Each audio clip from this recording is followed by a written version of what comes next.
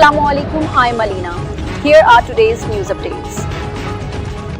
خبر شامل کرتے ہیں پاکستان ارائن نیوز کے چیئرمین جرمنی میاں نصیر سے۔ امریکہ اور ایران کے درمیان اہم پیش رفت متوقع، چاند روز میں معاہدے کا امکان۔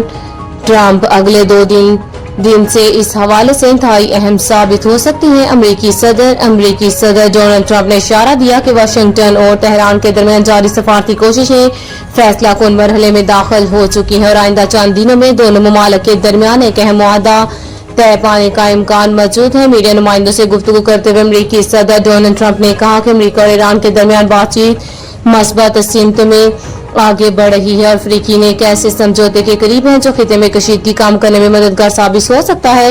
انہوں نے کہا کہ امریکہ کے پاس ایران کے خلاف مزید سخت فوجی کارروائی کی صلاحیت موجود ہے، تاہم ایسی کسی کارروائی کے نتیجے میں بڑے پیمانے پر جانی نقصان کا خدشہ ہے، اس لیے ان کی ترجیح تنازع کے حل کے لیے سفارتکاری اور مذاکرات ہے۔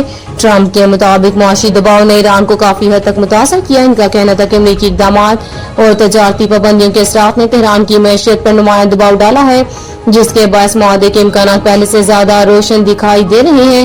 امریکی صدر نے یہ بھی کہا کہ اگر صورتحال فوجی تصادم کی جانب بڑھتی تو خطے کی اہم آبی گزرگاہ آبنائے حمز متاثر ہو سکتی تھی، جس کے نتیجے میں عالمی سطح پر توانائی کی ترسیل اور معاشی سرگرمیوں کو شدید دھچکا پہنچنے کا خطرہ موجود تھا۔